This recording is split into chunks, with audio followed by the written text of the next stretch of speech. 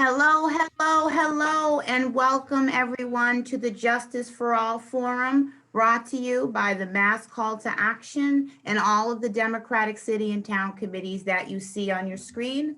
My name is Selena Fontes. I will be your moderator for this evening, and I am very excited to be here with you. My first order of business is I want to recognize and thank all of the many sponsors for tonight's event. I'm going to ask that everyone here help me to acknowledge and appreciate our sponsors. So, if you will, stretch out your arms as far as you can in front of you. And I want you to crisscross them, wrap those arms around you as you sway from left to right. And that, my friends, is a big virtual hug from me to you. In a time when so many of us are calling for and want to be united as a nation and as a state, when that is actualized, this is what unity looks and feels like. Although the impacts of a broken judicial system have impacted us all to different degrees, the fact that you have chosen not to turn a blind eye or to think, not my experience, not my problem, and that you're here in the middle of a work week at 7 o'clock at night deserves recognition. And so we thank all of you. The work of systems transformation cannot be done individually, but requires collective effort. And so I want to say again, a big thank you from all of us for making the time to be here tonight and for being a part of this effort. With that said, I'm going to jump right in. Tonight's agenda includes an amazing lineup of speakers, the best in their fields, who will be discussing a broad range of topics from policing in Massachusetts schools, elected offices we should be paying attention to, automatic prosecution of young people ages 18 to 20, decriminalizing drugs and drug possession, Massachusetts' recent policing bill, the construction of a $50 million women's prison in Massachusetts, followed by a Q&A session, which will happen right after the break. So to kick us off, I am going to introduce our first speaker, which I have the pleasure of introducing. So our first speaker needs no introduction. She is an advocate, policymaker, activist, and a survivor. On November 6, 2018, she was elected to represent Massachusetts' 7th Congressional District in the U.S. House of Representatives, making her the first woman of color to be elected to Congress from the Commonwealth of Massachusetts. Ladies and gentlemen, let's snap, clap, and give a warm welcome to Congresswoman Ayanna Pressley, who will be delivering our opening remarks. Thank you. Thank you, Helena, and thank you for keeping that introduction short. You know, really all you need to say is that I'm your sister in solidarity and in the struggle, and it is good to be with all of my siblings in movement building. Thank you all for being justice seekers, activists, disruptors. I wish we could all physically be together, but it's an honor to sit at this virtual table with all of you. And I want to thank Francis and Dylan for the invitation to join you. Impossible to come into this conversation without centering the Chauvin verdict. You know, I have to just be fully transparent and unapologetically me. After the verdict, I wanted to wake up feeling lighter, but I didn't. I wanted to wake up fearing less for the safety of my Black husband and our Black daughter, but I didn't. I wanted to wake up and blast Nina Simone and light a candle and affirm that it is a new day, a new dawn, but I couldn't. Although it is a new day in America, our communities are still faced with the same traumas. And in fact, the outcome of the Derek Chauvin trial doesn't change anything for us because Black people are still being murdered by police. The 3 guilty verdicts came sooner than many of us expected. Had I known that the verdict would have come down that day, maybe my prayer for the day would have been different. Maybe my meditation for the day would have been different. maybe my morning journal reflection for the day would have been different. The truth of the matter is that we never expected justice in this trial. The American legal system, the American criminal legal system, or injustice system, remains deeply broken. And it could never deliver true justice for George Floyd and his family, because true justice would mean that George Floyd would still be alive today, at home with his fiance, his children, and his siblings. So we couldn't truly seek justice because that is not attainable. George Floyd would still be here. But we did demand, organize, and push for accountability. And organizers from Minneapolis to Boston made the reality of that demand possible.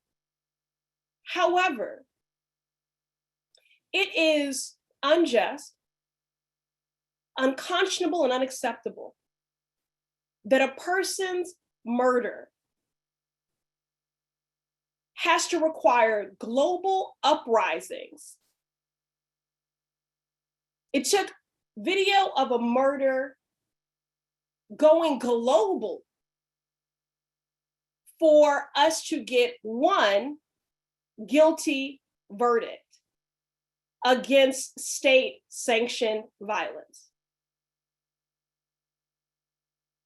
As we were all sitting there, waiting with bated breath, I was sitting there with my colleagues of the Congressional Black Caucus. We'd come together and we're watching the various news feeds, waiting for the verdict. When you consider that within hours of that verdict being read aloud, that a child's life was stolen and interrupted in the 16-year-old Ma'Khia Bryant. And then last week, while the trial was still underway, Chicago police murdered 13-year-old Adam Toledo. And then Knoxville police murdered 17-year-old Anthony Thomas Jr. And Minneapolis police murdered 20-year-old Dante Wright in the same city where the trial was being held. So the notion that the outcome of this trial is cause for celebration is traumatic in and of itself, because it is a lie. Now look, for the Black folks who feel a sense of joy and relief as a result of this guilty verdict, and I do hope the Floyd family has found some semblance of peace. I want to affirm and hold space for that. Allow a wave of peace to wash over you. The Floyd family deserves that. We deserve that. But everyone else has got to understand that there is nothing to celebrate when Black and brown people are still being subjected to an unrelenting daily loop of trauma that state-sanctioned violence in our communities creates. George Floyd was not a martyr. His life was not meant to be a sacrifice.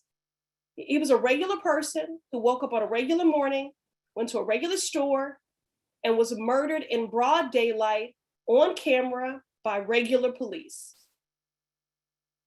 He was somebody. He deserved to grow old. Now, Ma'Khia Bryant was a 16-year-old girl who made TikTok videos with her friends, experimenting with curly hair routines, singing along to Megan Thee Stallion and Beyonce. But early reports of her murder identify her, as is typical, given the adultifying of Black children. They identify and characterize her as a young woman. She was a child who was denied the freedom of ever becoming a woman, denied the freedom of getting married and having children, denied the freedom of growing up. Black girls deserve girlhood interrupted. The adultification of Black girls and the erasure of their childhood and innocence is really what leads to their criminalization, abuse, and in some cases, murder. Now, as a member of Congress, I seek to do the work of liberation, to do the work of healing for Black girls, for Black people, for all marginalized folks. Our destinies and our freedoms are tied, and I am accountable to the calls for our collective liberation, but I can't do the work of liberation for Black people if Black people are not alive. What I need for every movement builder, justice seeker, what I need for all of my colleagues in Congress and at every level of government to understand is that the only thing that matters in this moment is meaningful policy change and budget change, period. These are the only receipts that matter. We are grateful for your allyship in the form of likes and hashtags. We appreciate the Black Lives Matter t-shirt, though I wish you would have bought it from a Black vendor. But the only receipts that matter in this moment are that we codify the value of Black lives in our budgets, that we invest in communities that have historically been under-resourced and divested from. Those are the only receipts that matter. It's time we put our money where our mouth is and invest in resources that provide the restorative, trauma-informed, community-based solutions people are demanding. Our communities have already lost too much. And if it makes people feel uncomfortable, it's because it's never been done before.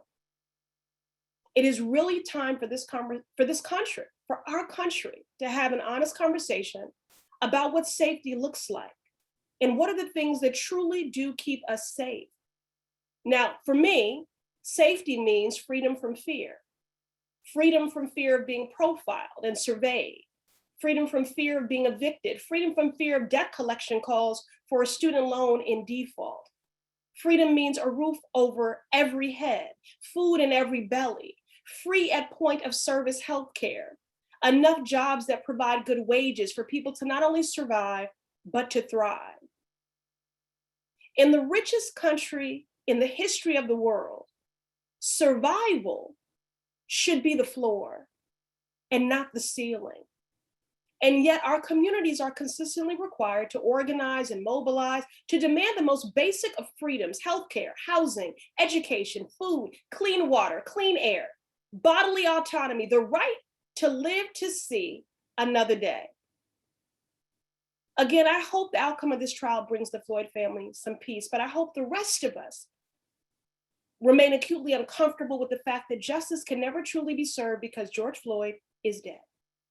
And our work will not be complete until we legislate to dismantle every system that finances and perpetuates brutality, murder, and state-sanctioned violence at home and abroad.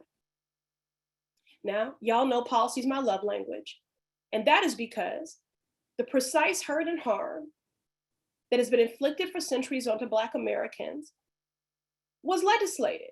It was not naturally occurring. And so if we can legislate hurt and harm, then we can legislate equity, we can legislate healing, we can legislate justice. That's why I introduced the People's Justice Guarantee and the In Push Out Act. It's why I introduced a bill to end qualified immunity and a bill to abolish the death penalty. Creating a just legal system is really a matter of political will, plain and simple. And it is time that we demonstrate the courage necessary to make it a reality at every level of government. So I thank you all for saying yes to that work. The fact that you chose to be here this evening is testament that you really do care. And so I thank you for that and appreciate your being my co-conspirators in the work of justice. Thank you. All right, thank you so much, Congresswoman Presley, for reminding us that there is still so much work to do, and that is why we are all here together. We are talking about an unjust judicial system right here in Massachusetts and the work that we can do collectively to change that. I am very excited to introduce our next speaker, who, give me one moment, is going to be talking to us about recent policing bill, as well as some upcoming 2022 elections. And Rasan Hall is the director of the Racial Justice Program for the American Civil Liberties Union of Massachusetts. In this role, Rasan helps develop the ACLU of Massachusetts integrated advocacy approach to address racial justice issues. Through legislative advocacy, litigation, and community engagement, the program works on issues that deeply impact communities of color and historically disenfranchised communities. Rasan also manages the ACLU of Massachusetts What a Difference a DA Makes campaign to educate state residents about the power and influence of district attorneys. So if you'll join me in welcoming Rasan next, thank you, and we're excited to hear from you. Thank you, Helena. Y'all set me up. How you gonna have me go after Congresswoman Presley? That's just not right. But I'm honored to be here. Thank you for the sponsors for inviting me. I'll talk a little bit about these elected positions and then transition into talking about the police reform bill. But I've got to say, Congresswoman Presley, the points that you made are so salient, and I hope that they resonate with everyone here this evening, because in the American context, the phrase justice for all has deep resonance as far as reaching the appeal of the masses, but it doesn't quite capture the reality of what our criminal legal dispenses. The notion of justice for all, or even simply justice, is a far cry from what we've witnessed and or experienced in this nation's history. There's this, and I talk about it all the time, this uninterrupted thread that runs from this nation's history of slavery and oppression through the Reconstruction and post-Reconstruction periods, Jim Crow, the war on poverty, the war on crime, the war on drugs, and into mass incarceration. And the same motives in the racist institution of slavery that led to the creation of slave patrols and the rise of Black codes in the South, as well as convict leasing. The authorization of state-sanctioned law enforcement expanded over time, but carried with it the same DNA that was essential to the formation of these very racist institutions and practices, and can still be found in our current criminal legal system. And so as this system expanded to include more players under the auspices of public safety, that DNA spread. And so this evening, I'd like to take a few minutes of the time that I have to talk about some of these players in the system, all of whom answer to you, the voters. District attorneys, sheriffs, and members of the governor's council are all elected officials, and they have a significant impact and influence over the lives of many Massachusetts residents. The decisions they make and the influence they exert can determine the trajectory of a person's life, because all of these individuals are elected officials. They answer only to the voters, many of whom have no idea of the role, power, and influence these officials have. So I'll discuss each of these positions and what we as voters should be looking for, thinking about, to begin to have some semblance of justice in this criminal punishment system. And so let's begin with district attorneys. Many of you are familiar with the ACLU's What a Difference a DA Makes campaign. We started that campaign when we realized back in 2017 that 77% of DAs ran in uncontested races in the preceding 20 years. Our polling revealed that 4 in 10 voters had no idea that the DA was an elected official, and over half of voters thought it didn't matter who the DA was or that they had much power. DAs have power and influence over everything from policing and prosecution to sentencing and legislative reform. They can choose who to prosecute and for what. They can work with police on deprioritizing certain arrests for certain offenses. And more importantly, they can hold police accountable for some misconduct. They make recommendations for judges to consider for bail and sentencing, and they can use their charging decisions to leverage guilty pleas.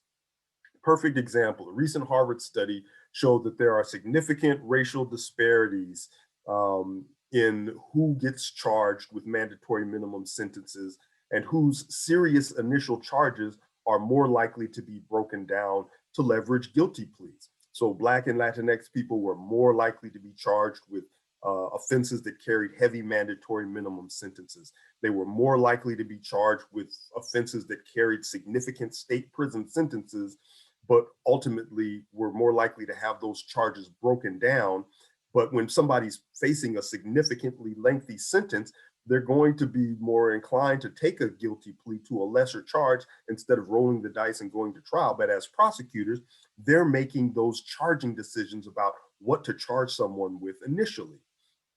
DAs can also oppose grants of clemency or parole, and they have significant influence in the legislature when it comes to matters of criminal law. And not like they are the controlling voice in grants of clemency or parole or what happens in the legislature, um, uh, but they have a significant influence because of their role as the top law enforcement official in a particular county. And so, in light of all of this information, our public education campaign is focusing on raising awareness about the ways DAs can do things differently to reduce the harm of the system, particularly in communities of color and Black communities specifically. They should be acknowledging the role that race plays in the system and how they have an obligation to address it and reduce racial disparities. They should be they should be outlining an approach to reducing incarceration. They should be supportive of non-carceral alternatives to conduct that grows out of the criminalization of poverty and mental health issues and trauma and substance use disorders. They should be using their platform to reframe the public conversation around public safety to one that is rooted in community. Beyond having a conviction integrity unit that reviews wrongful convictions, they should also be looking at unjust convictions and exorbitant sentences and harmful pretrial detention practices. District attorneys should be campaigning on being out of a job. They should be using every ounce of their power to reduce the footprint of their office and the criminal legal system as a whole by finding ways to reduce the amount of matters that they are involved in and diverting resources and energy and attention to community-based alternatives that center the need of community and are rooted in restoration, transformation, and healing. And this also goes for sheriffs as well. And although sheriffs have little to no control over who comes into their facilities, they have a significant amount of control over what happens to the people while they are detained there. The access they have to resources, to programming, to visitation, healthy foods, counseling, as well as furloughs, access to the ballot for people who are not serving sentences on felonies. These are some of the things that increase the likelihood of an individual successfully re-entering society when they are released from detention or confinement. The primary responsibility of maintaining custody of those who are either awaiting trial or those who are sentenced to less than 2.5 years is one that has little to no oversight because they, sheriffs, just like DAs, answer to the voters and do not have any day-to-day supervision. There are budget constraints that the state puts on them, and they are assessed by the Department of Correction. But other than that, they decide what to do with those they detain.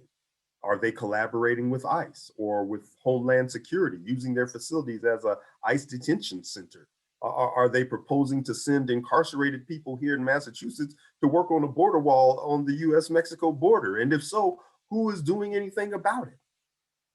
Voters have the power to hold sheriffs accountable for the lack of transparency, for the need for greater accountability when it comes to reporting abuses of detained individuals, when it comes to the number of people who have committed suicide in custody. They should be proactively developing programming that increases the likelihood that the individuals who are being released from their custody have an opportunity to succeed because they are connected to individuals and services. These elected officials are elected once again every 6 years, unlike DAs and governor's council, every 6 years. And so 2022, next year, both district attorneys and sheriffs and governor's council will all be up for election. And so finally, the governor's council, it's a relic from times past, but still has the power to approve judges, members of the parole board, and provide the governor advice and consent on grants of clemency. That's either commuting a sentence or granting a pardon of a sentence. And when considering the makeup of the judiciary, that's woefully unrepresentative when it comes to racial diversity. A 2020 report from the Mass Trial Court shows that 11% of all judges are either racially or ethnically diverse from the overwhelming number of white judges. This is particularly concerning in the criminal courts where there's an abundance of former prosecutors with only law enforcement experience who now sit as judges. And it raises concerns about the level of scrutiny the council applies to these candidates. These are elected positions that many people have no clue who they are being asked to vote for or what responsibilities the person will have.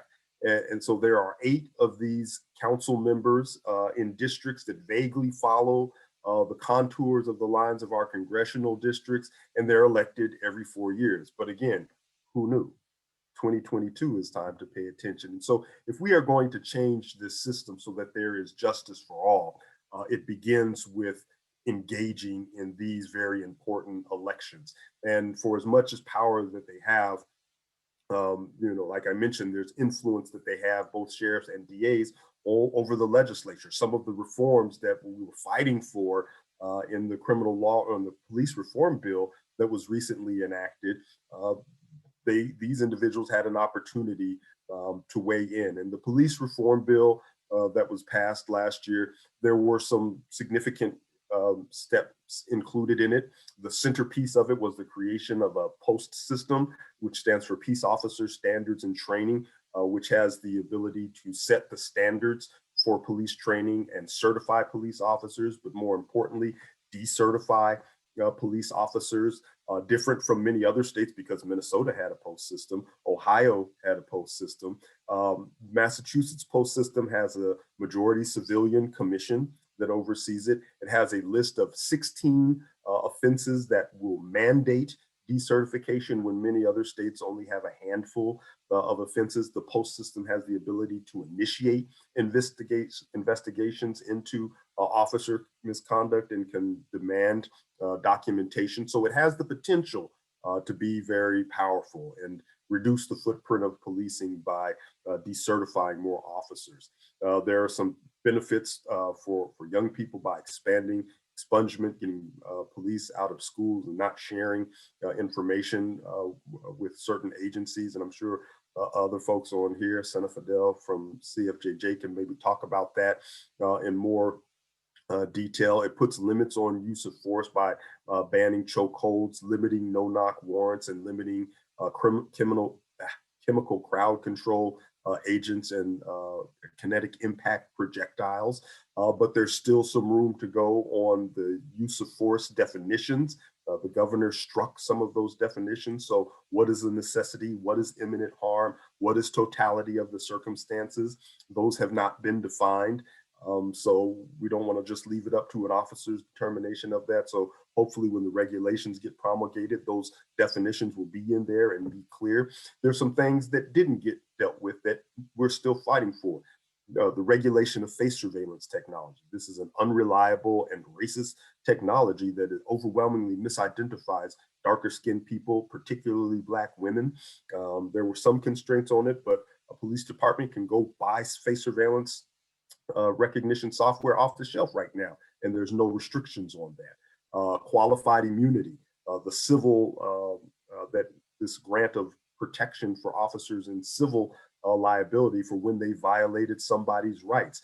It's been modified somewhat at the state level, but not meaningfully enough. So there's a bill before the legislature to address that. We couldn't get the democratization of military grade weaponry. So if a police department wants to get tanks or Bearcats or other type of military grade weaponry, they can just go out and get it.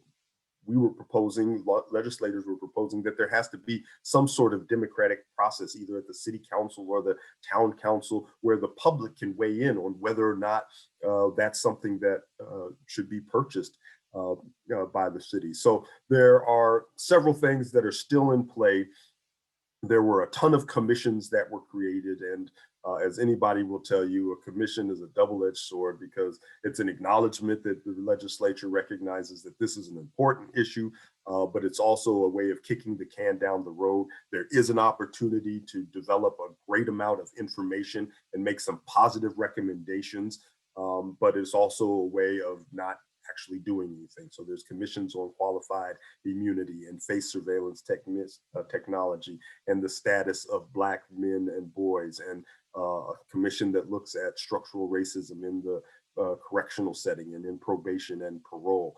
There's a commission that looks at the status of Latinos and people with disabilities, and commissions on looking at civil service, which governs the selection process of police officers. So the problem is that this bill now creates a barrier because legislators feel like, well, we've done a lot, but that a lot does not equate for justice for all. And so to Congresswoman Presley's point that we need to be in this fight. If policy is a love language, that's a lukewarm letter of, I really like you, but it's not love. And, and we have to look at what the budgets are looking like, both at the state level and the municipal level. What are these police department budgets looking like? How much money is being spent on overtime? If we really want to actualize this notion of justice for all, we have to reduce the overall footprint of this system that criminalizes our communities of color and Black communities in particular, and create more harm instead of investing in a system that is rooted in addressing the needs of community and is led by the folks who are most directly impacted by the harms of this system. So I trust that you will take these words seriously and commit and double down to being engaged in these DA, governor, council, and sheriff's elections, and pushing the legislators for greater reform and a reduction of the footprint of the criminal legal system. Thank you. Right. Thank you, Rasan. Okay, so feel free in the reactions to give a thumbs up, heart, hand clap. Thank you for educating us on the importance of roles that often get overlooked, and they have so much significance. And now I'm excited to introduce our next speaker. Shalene Title is an Indian American attorney and longtime drug policy activist who currently serves as Distinguished Cannabis Policy Practitioner in Residence at the Ohio State University College of Law, Drug Enforcement and Policy Center. She is also Vice Chair of the Cannabis Regulators of Color Coalition. She was appointed by the Massachusetts Governor, Attorney General, and Treasurer to serve as one of 5 inaugural commissioners of the Cannabis Control Commission from 2017 to 2020. During her time as a regulator, she was named to the Boston Magazine, Boston Business Journal, and Worcester Business Journal list of most powerful people, and was widely recognized for her focus on racial justice and her efforts to make the cannabis industry fairer and more inclusive. Very excited to welcome Shalene here tonight, who will be speaking to us about the recently filed bill to decriminalize drugs and drug possession. So give a warm welcome and thank you for being here, Shalene.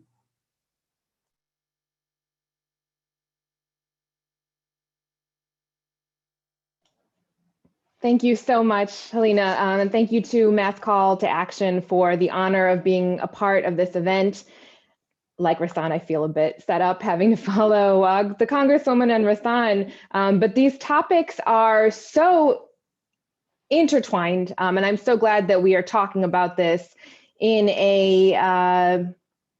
context. So I will be speaking about drug decriminalization, also known as health and dignity instead of punishment. And this is something that we all understand inherently is a system that some people already get.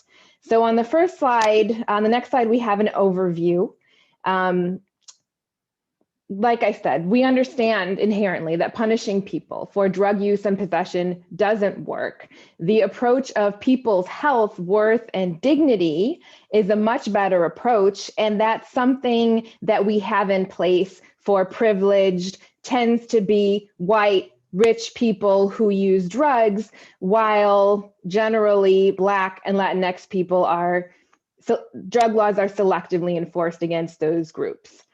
And so I want to talk about how we can instead respect the health and safety of all in Massachusetts by removing criminal penalties for drug possession and sales, along with a couple of cautions and how you can get involved. That's what I would love for you to come away from this with, is that this is within reach right now.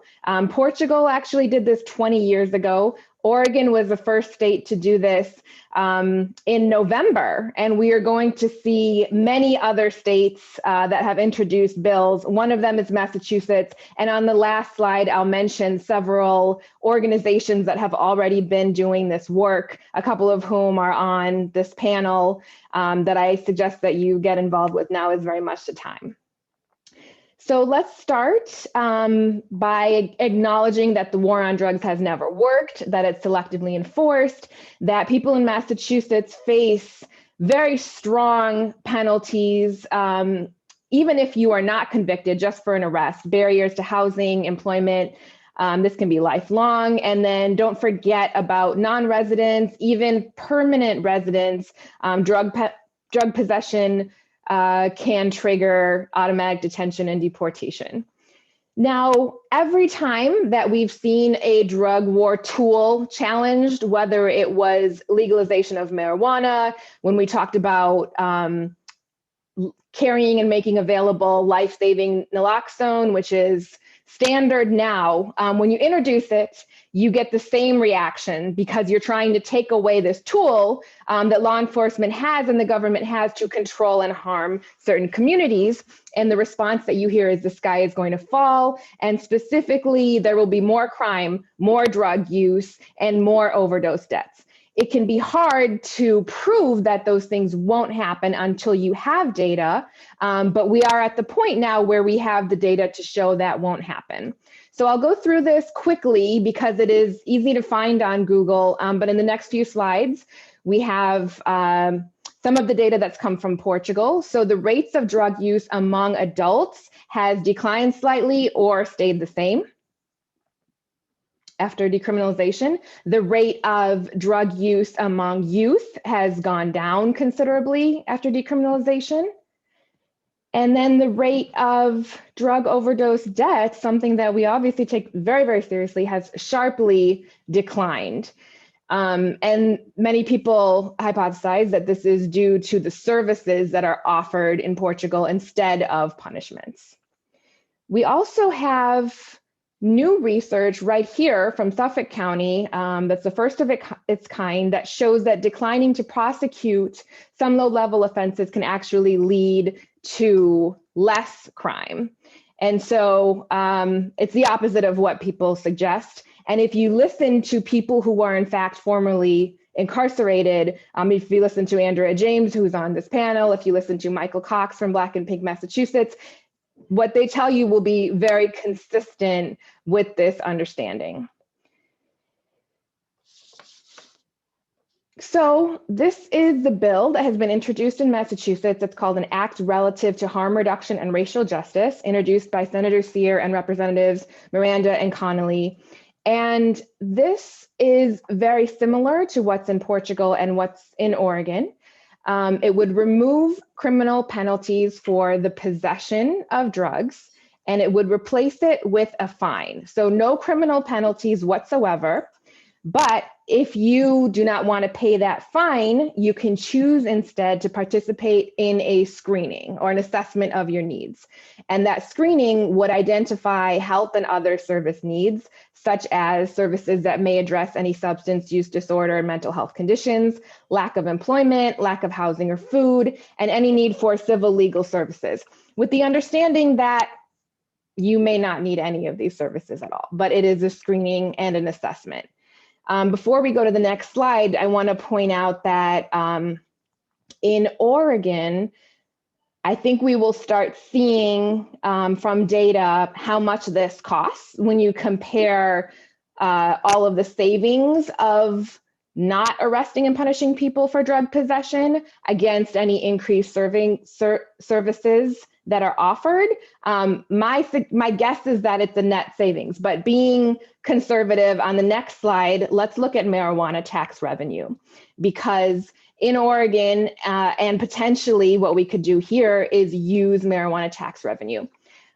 Just completely outside of this discussion, I would love for everybody to know that marijuana tax revenue at the state level in Massachusetts, which is 17%, has not been transparent. The spending has not been transparent. And it is very unclear where that money is going. As mentioned, I served as commissioner of the Cannabis Control Commission here in Massachusetts, and it was almost impossible for me to get this data. This information here is from the Boston Business Journal, who did an analysis and found that as of June 2020, Massachusetts had collected $113 million in marijuana tax revenue.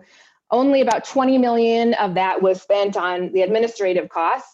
53 million was spent on the Division of Alcoholism Administration, but that is not new spending. That was already spending from before. So it's really unclear where this money has gone. And most importantly, in the law, marijuana tax revenue is earmarked for several things, including restorative justice for communities disproportionately harmed by the war on drugs. And so far, none of this has been spent on that purpose. And we will be receiving more and more marijuana tax revenue. So it's really important to pay attention to this and ask where this money is going. Two quick cautions. First, outside of the scope of this presentation, it will be key to determine what is the line between drug possession versus distribution or other charges. Right now in Massachusetts, that's determined by law enforcement. And so there are probably better ways to determine that difference, and we need to keep that in mind. Secondly, unlike with legal marijuana, there is no regulation and commercialization here, but there is a profit incentive when we talk about increased, perhaps referral to treatment, that there might be coerced treatment and commercialization of treatment, which is something that is very prevalent. So the bill as it's written now prevents that from happening. And I think we need to keep in mind that we should prevent that from happening at all costs. So on the next slide, I want to close by saying we should not be tinkering with criminal penalties at all, because it is the introduction to the criminal justice system that causes so many of these problems that have already been mentioned. So I want to highlight a couple of quotes. Michael Cox said, "I've been arrested for drugs and it never helped me. And when you go to jail for something small and meet people who have gone to jail multiple times, your likelihood of committing a more serious crime increases. And that's what happened to me." Someone in Oregon said something very similar when she was in favor of the law there. She's now in school. Hunter Biden, son of President Biden, said most people who have gone through what I've gone through are either dead or in jail. And so we can change this law. We're very much at the right point, I think pre-tipping point, where people are starting to understand that just because you've been arrested doesn't mean that you're a bad person. It doesn't mean that you deserve whatever unfair things happen to you after that. So I encourage you to talk to your friends and family and really hit this inherent thing that we understand in our gut, which is that everyone deserves to be treated with dignity. These are the groups that you can get involved with who support decriminalization in Massachusetts. I highly recommend Families for Justice as Healing and Black and Pink Massachusetts. They are run by the people who have been affected by these laws most. I also want to highlight Bay Staters for Natural Medicine and Decriminalize Nature Massachusetts. They've been behind many of the local initiatives to decriminalize drugs that have already passed in Somerville, Cambridge, and Northampton, and more to come. And there's finally a loose grassroots coalition of all of these organizations that is forming now. So I encourage you to get involved with any of these organizations and join the coalition. Thank you so much for your time. Thank you, Shalene. and really helpful that you've shared resources so that beyond this conversation, we can still get involved and stay involved in this conversation and moving this work forward. All right, and so I'm going to introduce our next speaker, Senna Fidel, who serves as the Deputy Director and is primarily responsible for Citizens for Juvenile Justice's legislative advocacy and is the lead organizer of the statewide Massachusetts Juvenile Justice Reform Coalition. Prior to joining CFJJ, Senna was the Director of Public Policy at Rosie's Place, a sanctuary for poor and homeless women in Boston, where she led campaigns on access to substance abuse treatment, strengthening families involved with the child welfare system, and improving services for customers applying for and receiving public benefits. Senna will talk to us tonight about efforts to get police out of the Massachusetts schools and to end the automatic prosecution of young people ages 18 to 20. Please join me in welcoming her. And Senna, great having you, and take it away. Thank you so much, Helena, and thanks to Mass Call to Action for including us. Just going to do a quick share screen. So first thing, I just want to recognize that one thing I really appreciate about this, like you all are bringing in young people to this conversation. When we talk about policing, we talk about legal system reforms, a lot of times young people are forgotten that young people are also impacted by this. And I appreciate Congresswoman Presley's work and at the federal level as well around girls push out, policing in schools. So all these things that are directly impacting young people. So just wanted to start off with that. So first thing, I just want to do a quick primer about when we talk about the juvenile justice system, what we're talking about. So our legal system is separated into the juvenile system and the criminal adult system. So the juvenile system in Massachusetts, it's the purview, the jurisdiction covers young people between ages of 12 to 17, so right up until your 18th birthday. This is new. Prior to July 2018, young people as young as 7 were subject to the juvenile justice system, subject to arrest. So all the things you see happening in New York and Florida of young people being arrested, children being arrested or pepper sprayed, that was something that could have happened here in Massachusetts. That bottom age got raised in to 12. There's actually a national movement to try to get that across the state, across the country, to have it no one under the age of 12 subject to the legal system.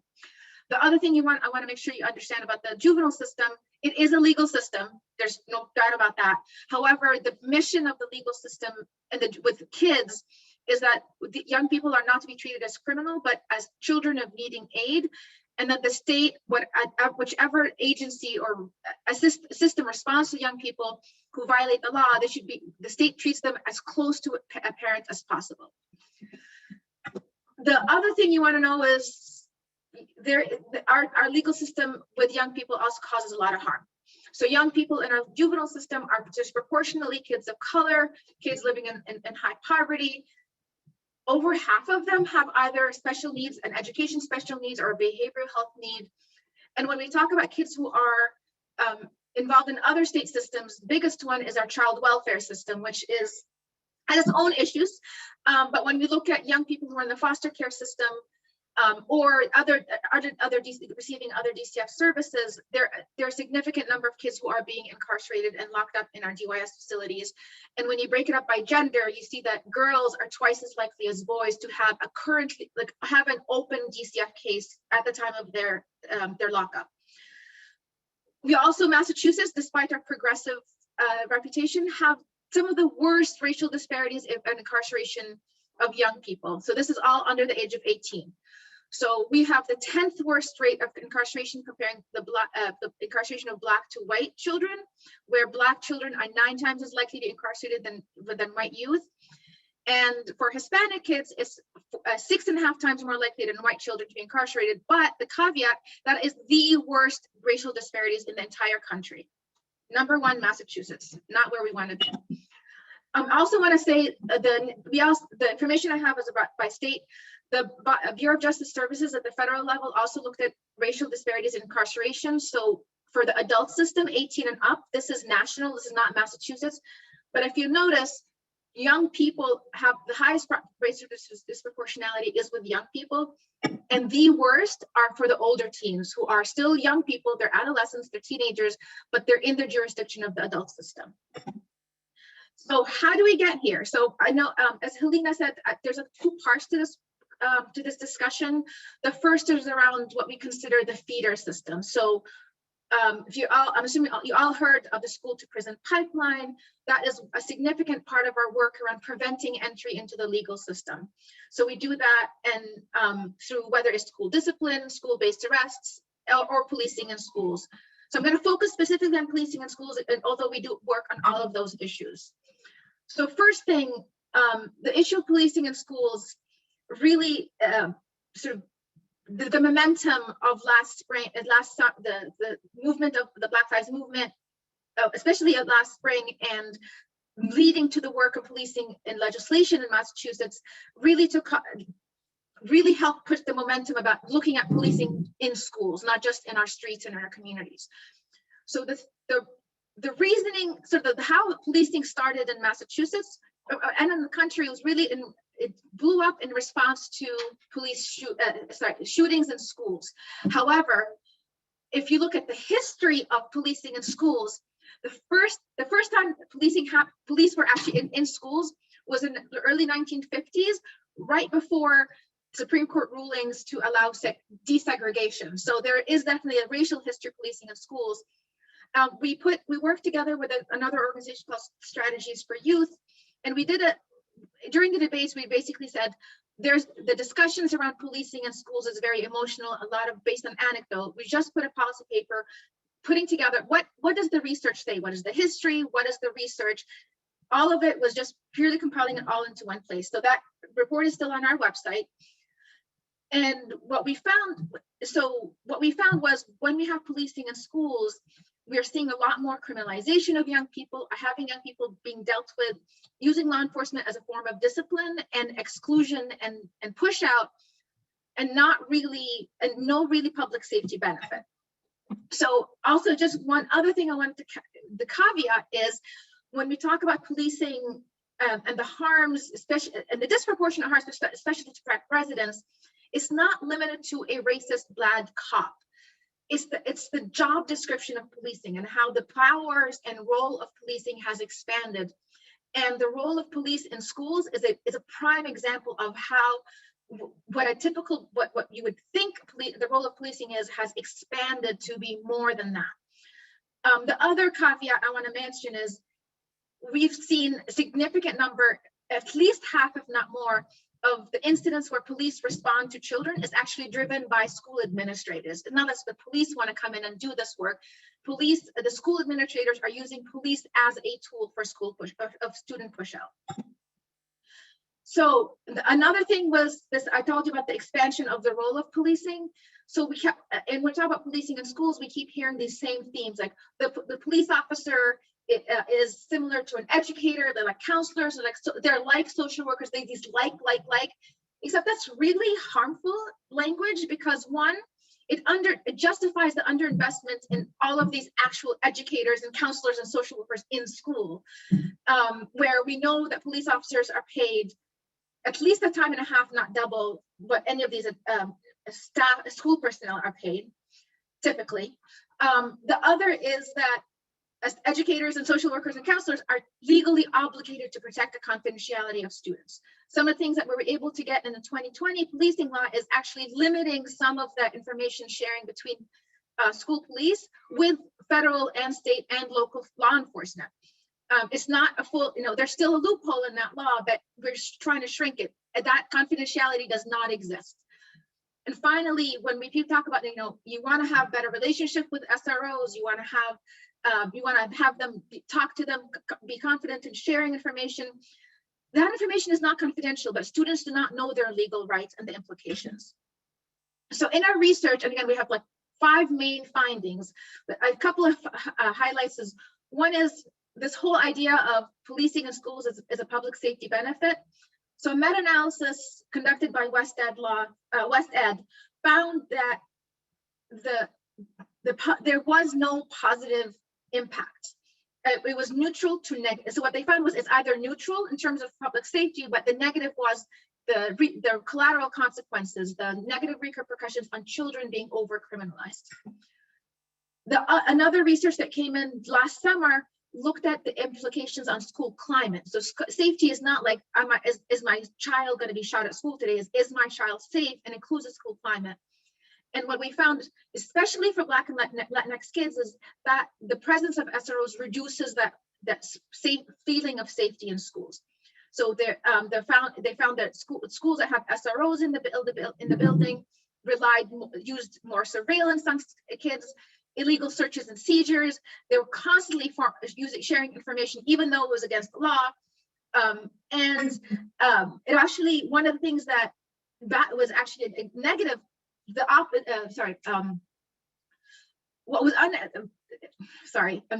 there's a word for it, I can't get it right now. But basically, the intent was we want to have young people to be confident to speak to an adult whenever they're feeling worried about something. The exact opposite is happening. Is young people, and we hear this is the research, but we also heard it from the young people we work with, is we don't feel safe to talk to any adults, including non-law enforcement, because then we know there are the legal, we know that it can go to this law enforcement. We know about the potential harm. So there's a couple of bills that are currently pending in the legislature. Senator Chandler, Representative Khan, and Representative Sagbadosa filed bills that collectively do what the young people we organize with have asked for. One is they want to have schools rely on school safety that is not police-based. Another is they just don't want police officers physically in the building. That if you have an SRO, just keep them outside of the physical building, not constantly surveilling. And then also the greater interaction about the impact of interactions with students. One of the things that young people tell us is, it's not like I just to get arrested.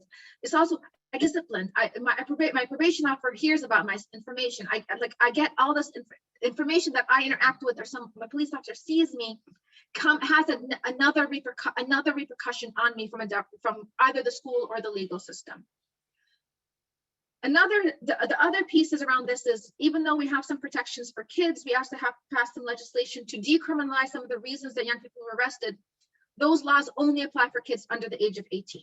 And that is because when you turn 18, you are legally, the legal system treats you as an adult. So one of our major campaigns is like young people, older teens, and considering 20-year-olds older teens, should have some of the protections of our juvenile system. So when we talk about young people entering into the legal system as an adult and treated as having the repercussions of the legal system as adults, it actually thwarts them achieving milestones that we as a society say these are the things we want to achieve, because this gives you grounding in our society. We want you to have a steady job. We want you to have a steady home. We want you to be able to finish your education. We want you to avoid criminal activity to achieve all of those things. But instead, our legal system, when it closes up so many of these doors that becomes that avenue becomes more open. So why are we talking about them differently? Like, it's not, one of the things criticism we get is like, 18, you can vote, you can go to the military. But our society does not have a hard line of adulthood. We actually transition young people into adulthood.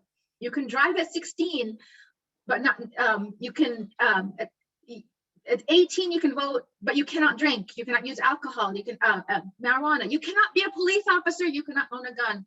So our society actually delays things that are harmful and have greater risks, so that when you're more mature, you can handle that risk. We delay that for a reason, but we do not delay legal system involvement and the risks and harms of legal system involvement. We are behind, and we're actually behind many other systems in our state that looks at young people at this transition age youth, where their child welfare, mental health, any of the state agencies, many of them either serve this population in their child agency or their child serving arm of that agency. And one of the reasons we got involved in this is we actually harm taxpayers and we harm public safety by prosecuting young people as in the adult legal system. So first thing, we know that we spend the most in terms of incarcerating young people because they spend the most time of any other age group in incarceration.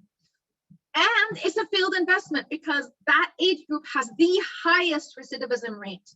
So when you look at not just a rearrangement, but reconviction, you are a young person who has been previously incarcerated, is reconvicted of a totally new crime, is double that of a young person, like an 18-year-old.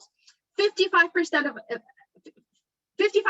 an 18-year-olds incarcerated are likely to be reconvicted of a new crime.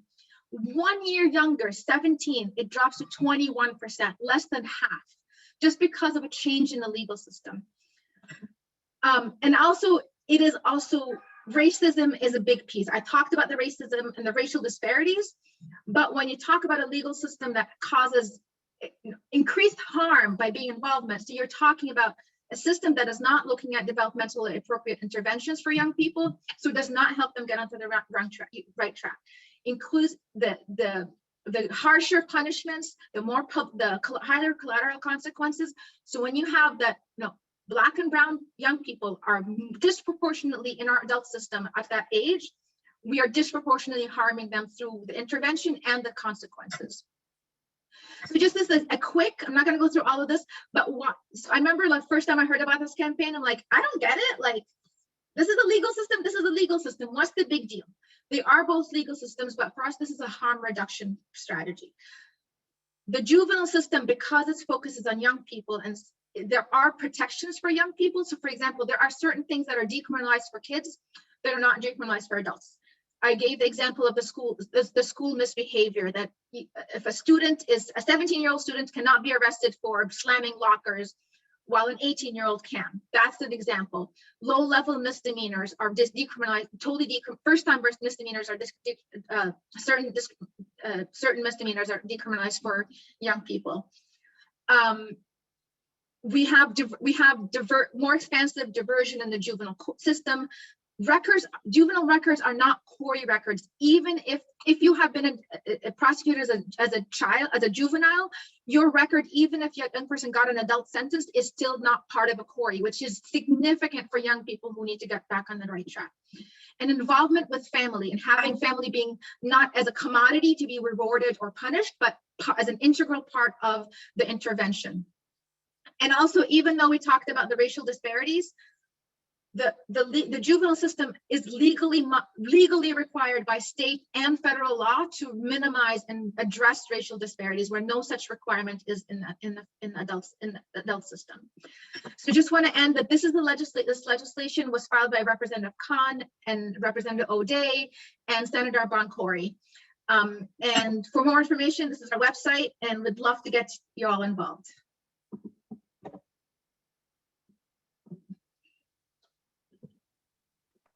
Thank you, Senna, for really bringing to our awareness the harms, not the help, that things like policing in schools and some of the policies are really impacting children of color and children from disenfranchised backgrounds. So thank you very much. And I'm going to introduce our last speaker. Andrea James, JD, is the founder and executive director of the National Council for Incarcerated and Formerly Incarcerated Women and Girls, founder of Families for Justice as Healing, author of Upper Bunkies Unite and Other Thoughts on the Politics of Mass Incarceration, a 2015 Soros Justice Fellow, and recipient of the 2016 Robert F. Kennedy Human Rights Award. As a former criminal defense attorney and a formerly incarcerated woman, Andrea shares her personal and professional experiences to raise awareness of the effect of incarceration on women and on themselves, their children, their communities. Her work is focused on ending incarceration of women and girls as we know it today, and contributing to the shift to a justice system led by community solutions. We're excited. Please give it up for Andrea. She will be speaking to us about the efforts to stop the construction of a new $50 million women's prison right here in Massachusetts. Thank you, Andrea, and welcome. Thank you so much. Thank you, Helena, and thank you to all of our sponsors. I also want to say, really, thank you to, of course, our beloved Congresswoman. Thank you, Rasan, my dear brother, who always brings it. I hope that you will please publish that anthology that you provided for us. I felt like I was hearing the next iteration of Michelle Alexander's The New Jim Crow. I hope that you're going to write for us at some point. And of course, my dear sister Shailene and Sana, thank you. That was a lot of information. I want to encourage everybody to just pause after this event. Go back. I think the sponsors are going to provide some information, some follow-up for everybody. Please don't just close this out. The people that you have just heard from are at the forefront of change in the Commonwealth of Massachusetts and in the country. And we have a real opportunity here to create some radical transformation and to be a leader in this country for criminal legal reform, for transformative justice, for abolition. And we should. I'm going to jump right into it. I could speak about any number of things that we're working on at Families for Justice as Healing and the National Council, the fight to re-enfranchise the right to vote for incarcerated people, the fight, as you've heard from Shailene, that we're engaged in to decriminalize drugs, all things that we know, if we were to pass these things, it would significantly decarcerate the numbers of women that are currently incarcerated. We have one of the smallest incarceration populations in the country. And we have launched the campaign to end incarceration of women and girls on President Biden's inauguration day, not only in Massachusetts, but throughout the country. But Massachusetts is the state that is leading that entire national campaign. And meanwhile, we are faced now with something that, ironically, as those of us who are the founders of FJA and the National Council, as we were sitting in a federal women's prison in 2010 and 11, ironically, the Commonwealth of Massachusetts was creating this master plan. They were, back in 2011, creating a roadmap to building more cages for what we consider as formerly incarcerated women in the Commonwealth for our children. Because who else do you plan on putting there? And so it just kind of hit me as I was preparing to have this conversation with all of you, that at the same time as incarcerated women, we sat in the federal prison for women in Danbury, Connecticut in 2011, in the prison yard, organizing ourselves, that the Commonwealth of Massachusetts was creating the master plan that they are now invoking as the underlying purpose for building, rationale for building this new $50 million women's prison. It is fiscally irresponsible for us to do this. I want to share, if I may, my screen with you, and I'm going to quickly, because I know you've received a lot of information, but I want to bring in some of the voices. I think sometimes the best way to get to the point is to share the voices of those most directly affected. And I apologize. Oh, good, you didn't have to endure my screen. Woo woo, that was a good thing. I'm going to begin very quickly, and this will take me about 10 minutes, and then I will wrap up and we can answer any questions I'm sure you all have for all of our amazing speakers. No longer will we rely on somebody else telling our stories. We will tell our own. In recent years, the number of incarcerated women has been growing at an alarming rate. Women are the fastest growing segment of the prison population. I was one of those women. I was one of them. And I was one of them. Do you know that the United States is responsible for 30% of the world's female prisoner population? Despite only having 5% of the world's population.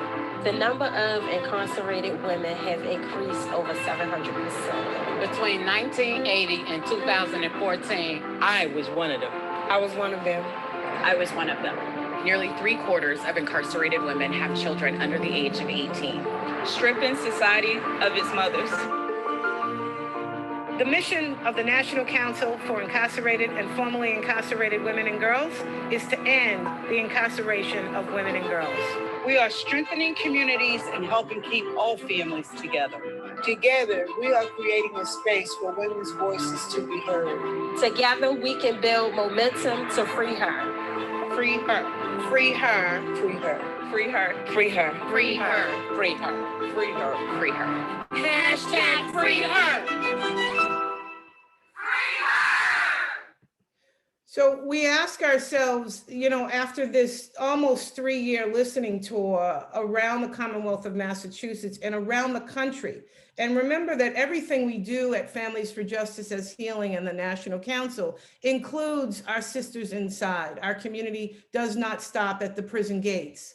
And so every project, every participatory research that we do includes our organizers. And we have organizers now, including in Massachusetts, women who are in Framingham, but also in just about every women's state and every single women's federal prison in the country. And we do this, what's come out of this is an infrastructure, 2 infrastructures. One infrastructure to help us guide us on our road to ending incarceration of women and girls. I'm not going to play this video, it's a little long, but I will share it with your host so that you can see it.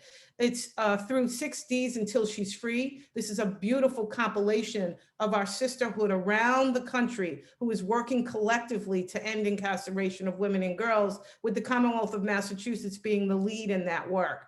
The 6 Ds include document, decriminalize, divert, decarcerate, divest and dismantle, and dream. Those were all the things that came out of our almost 3-year listening tour, including if you go to our website at Families for Justice as Healing, you'll see the result of the Massachusetts Women's Listening Tour that took place, led by formerly incarcerated women and girls from our Sisters Unchained, who interviewed female heads of household, formerly incarcerated women in the most incarcerated corridor in the Commonwealth of Massachusetts, which is Nubian Square, to the Franklin Hill, Franklin Field housing developments. And so we work from 3 pillars of policy: abolitionist policy that when passed will significantly decarcerate women and girls and everyone else. Reimagining communities is our second pillar, which is hyperlocal organizing and a radical reimagination of our vision of safety.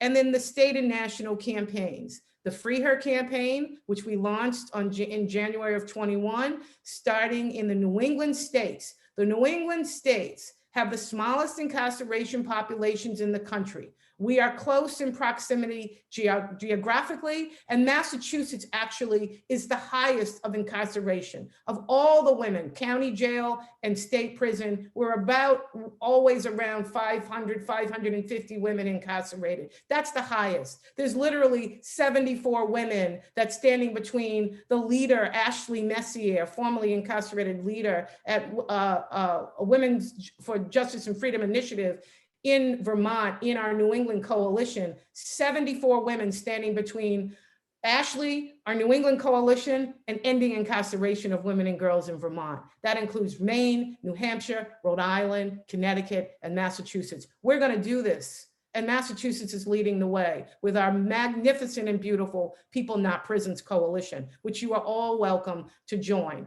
I'm gonna play this quickly. This is a video of some of the work we've done around the no jails and no prisons.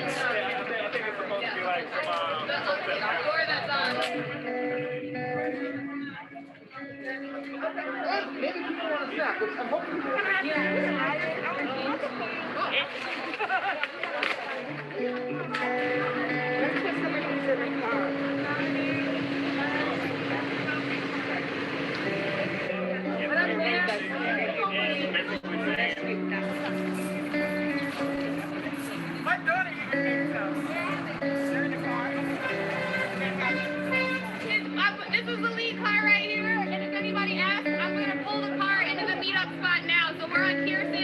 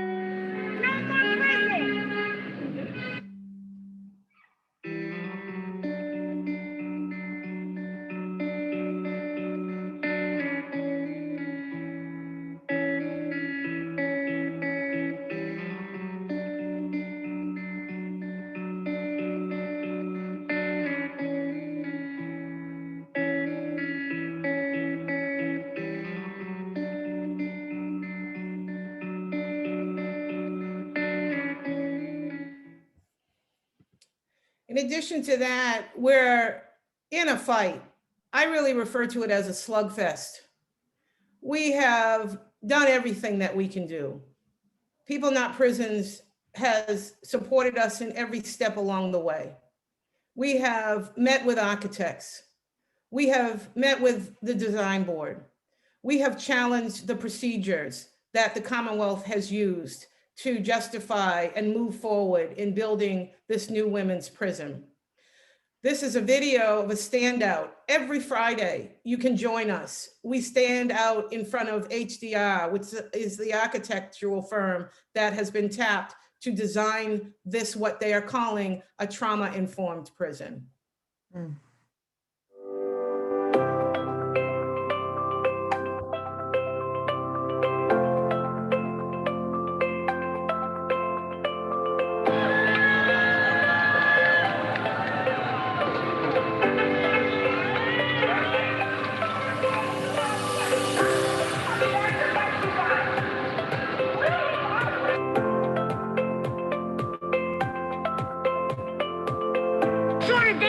Another woman's prison.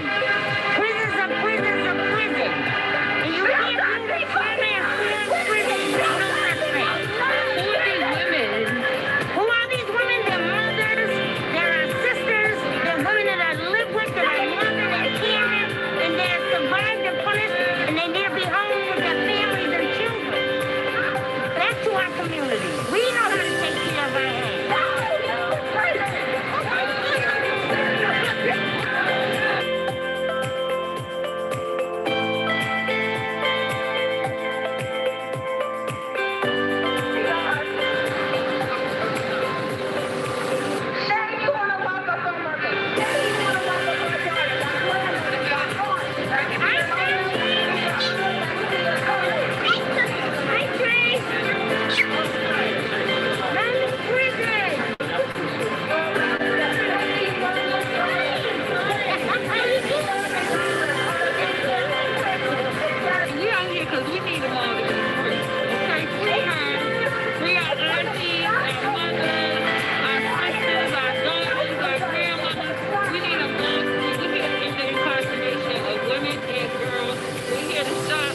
HDR from building a new prison.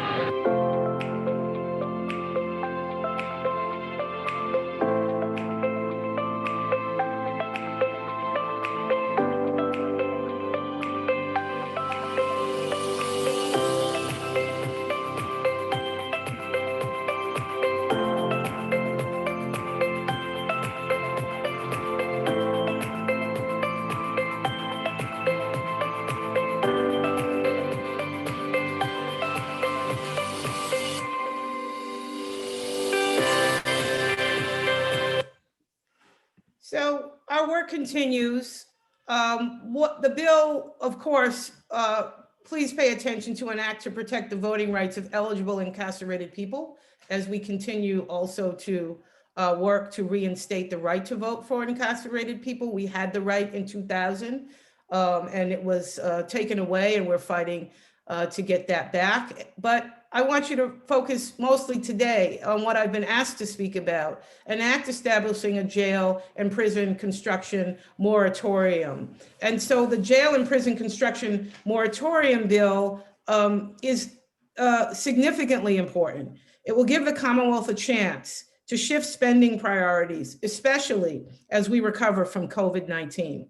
It will give communities the opportunity to create and sustain solutions that address the root causes of incarceration. As we heard Shailene remind us about the tax revenue, that where is it going? There's no transparency. That money could be going into addressing the root causes of incarceration. It would allow the state to fully implement criminal justice reforms, and it would pause the new women's prison process to implement alternatives. We're exhausted.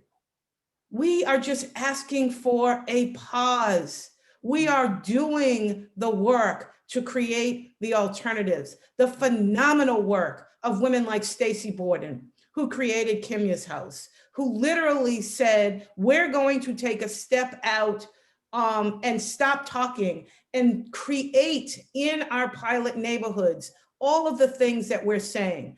Professor Susan Sered from Suffolk Law School, from Suffolk University, reminds us all the time that there is no such thing as a trauma-informed prison. It's fiscally irresponsible for us to spend $50 million on a new women's prison. But in addition to that, the budget for the Department of Correction has consistently been increasing while the population has been decreasing. And I just want to also read to you what Professor Sered tells us about the large majority, which we know, we are the women that they're talking about, but the large majority of incarcerated women are poor, have serious health challenges, are victims of gendered violence, and experience homelessness or insecure housing. All of these factors increase risks of incarceration. Prison is not appropriate for effective setting for medical, substance use, or mental health treatment. And there is absolutely no, I want to say that again, because we are always put under scrutiny just for trying to get some alternatives in place that don't involve putting women on prison bunks and separating them from their children. But do we ever put under scrutiny the absolute ineffectiveness of prisons? There is no evidence that prisons are effective settings for healthcare or mental health treatment, or that they have been effective at all in any way in increasing our public safety. Please pay attention to this bill.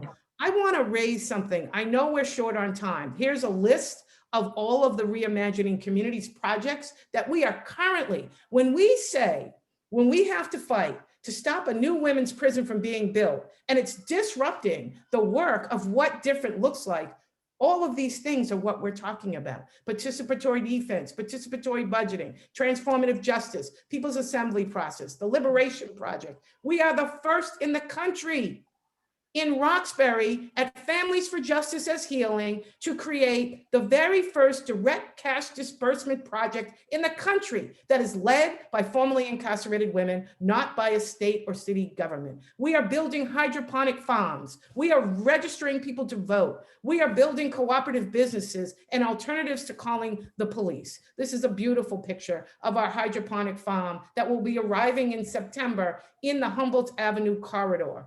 And so this is a picture of our Community Love Fund, where we're providing formerly incarcerated women in the most incarcerated corridor in the Commonwealth, $500 a month, guaranteed income, okay? And this is our borrowed from the mentors in Oakland that are teaching us about the Independent Crisis and Mental Health Response Team. Okay. Trust me. Right. Thank you very much. We are running out of time. And while I still have everyone here in the chat, tonight's organizers have dropped a link to a survey in there. If you could so kindly fill out the survey, send that back in, we'd greatly appreciate it. In addition to that, I'm asked to just take a little break, just enough time to get some water. I understand that some of you had some questions, although we won't be able to answer all of the questions. We'll have to follow up with those that we weren't able to answer tonight, but we do want to take a couple of questions with our panelists. So like 3-minute break, grab water, stretch, and join us right back here.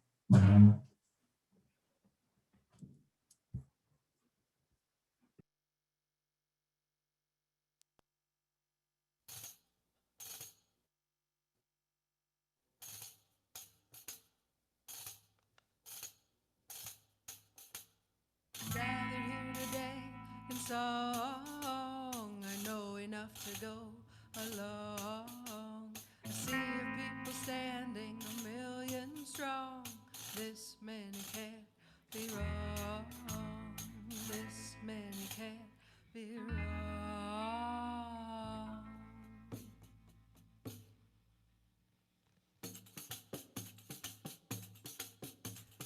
From a common ground, this uncommon sound of voices.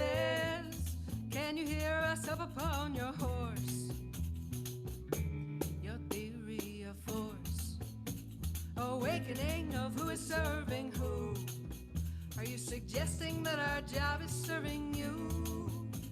To bottleneck the stockpile of the state. Your value is not yours to overrate.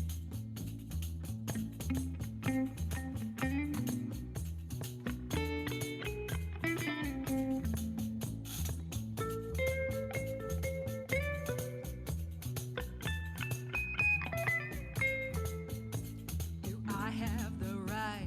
Should you not have the right to choices? Declare it came before us as a mess. A palpable unrest. Awakening of who is serving who. Are you suggesting that our job is serving you? To bottleneck the stockpile of the state. Your value is not yours to overrate.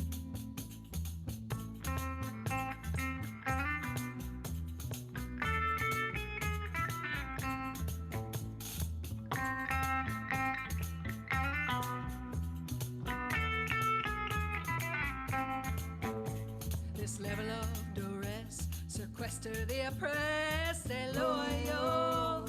How can a single nation claim this dream? By any peaceful means. Awakening of who is serving who. Are you suggesting that our job is serving you? To bottleneck the stockpile of the state. Your value is not yours to overrate.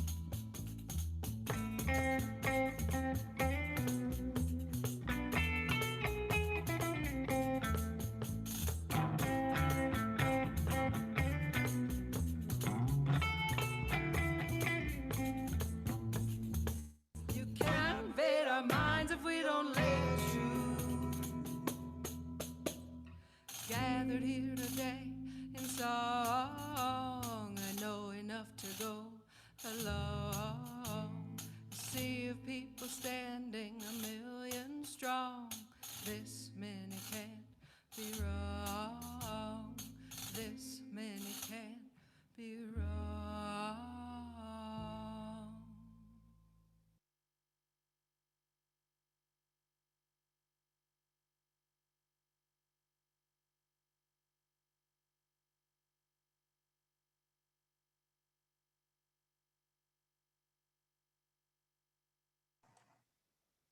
Okay, welcome back from a short break. So in the interest of time, juggling time and being, we're ending, and also to answer some of your questions, we had decided to take a couple of questions. Again, we will not be able to answer all the questions tonight, but questions that did not get answered tonight, I'm sure will be followed up on in an email post the meeting. So the first question that I have here, and this is for Senna. How much of a discrepancy is there between white and brown children of color regarding dismissal from schools for disciplinary reasons without due process? So we have on our website, if you go to cfjj.org/maps, I think with an S, we've been downloading the Department of Education school discipline data by city. We've identified, I think it's 15 gateway cities on our website, and we have, so every city has the number, and it's sort of a graphs on the discipline. So it really depends. It's a local issue, it's a district issue, it's a school by school issue. So that's too broad for me to just answer all together. But we do talk about we do show the disparities by race, ethnicity, disability, and income status. So I encourage you to use it. I know local advocates have been using that resource in their own advocacy within their own school systems. Thank you. Thank you very much. And this question is for Andrea. And the question is, what can be done to stop the building or of the new prison? Should the magistrate system be shut down? And if so, how? Well, look, at this point, the one thing that will stop the women's prison from being built is the will of the people. Everybody on this at this event, on this, listening to this panel, we have done everything we can do. They are not going to build that women's prison. We still have time. The architect is planning on presenting drawings, but there hasn't been a shovel put to the ground. There isn't construction starting. We have time to stop this, but it can only happen by the will of the people. If the will of the people don't step up and absolutely demand and make it very clear to the DOC and to Governor Baker that this is not what our dollars, this is bond revenue, folks.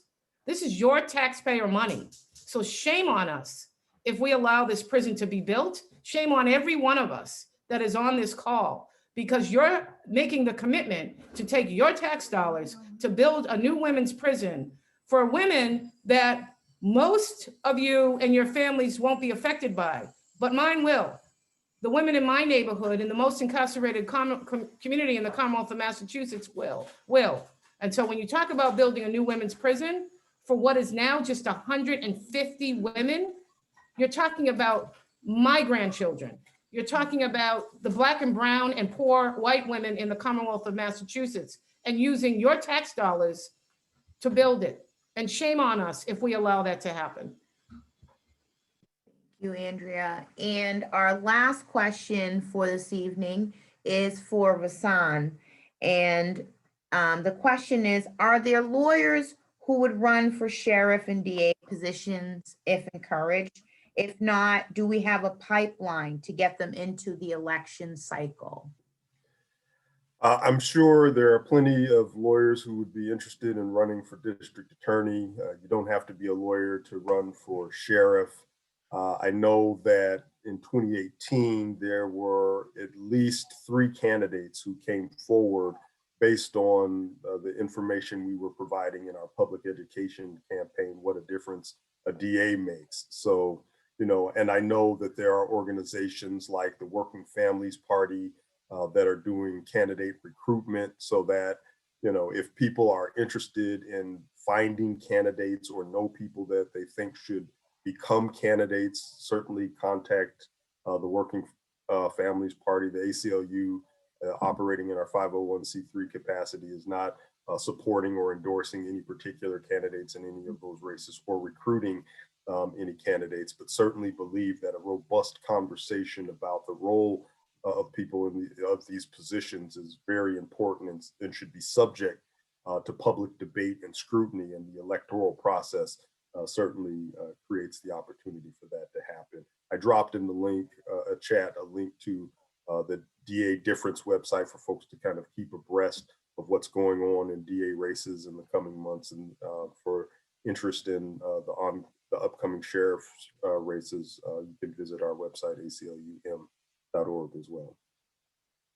Okay, thank you. And so this concludes our evening. We've been applauding our speakers who are the best of the best in their fields. I want to take a second and applaud all of you for coming. I want to keep the momentum going. Like, tonight was just the start of the conversation. There's lots of resources and information that will be shared with you afterwards for ways to stay involved and engaged. Because that's how we're moving this thing forward, and how we're stopping the building of a $50 million prison for women, when I'm sure $50 million could be better spent and resources for women and their families in the community. So there's a lot. The work continues. I thank you all again for having me. It's been a pleasure, and I'll see you at the next event. Take care, everyone, and good night.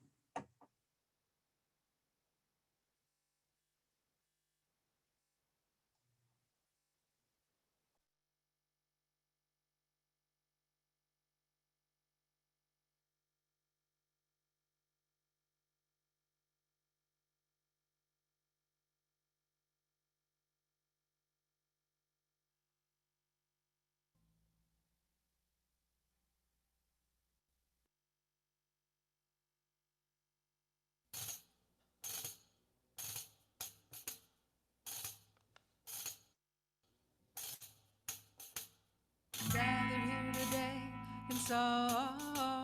I know enough to go along. A sea of people stand a million strong. This many can't be wrong. This many can't be wrong.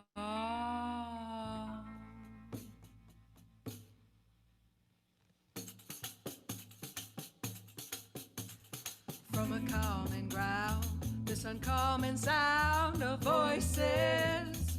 Can you hear us up upon your horse? Your theory of force, awakening of who is serving who. Are you suggesting that our job is serving you? To bottleneck the stockpile of the state. Your value is not yours to overrate.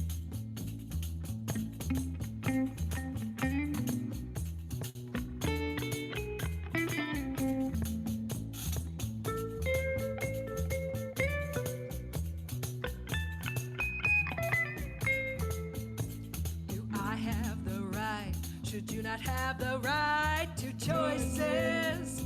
Declare it came before us as a mess. A palpable unrest. Awakening of who is serving who. Are you suggesting that our job is serving you? To bottleneck the stockpile of the state. Your value is not yours to overrate.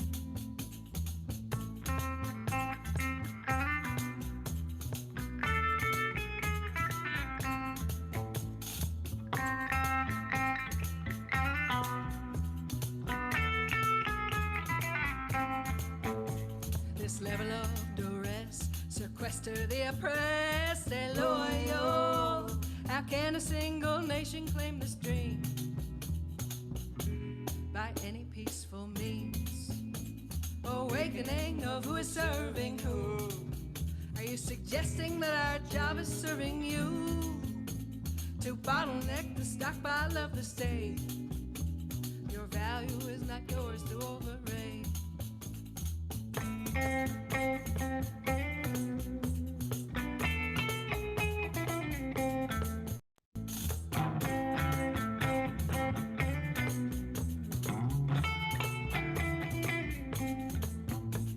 You can't invade our minds if we don't let you.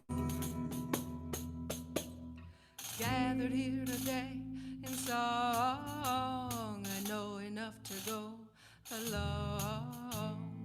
A sea of people standing a million strong. This many can't be wrong.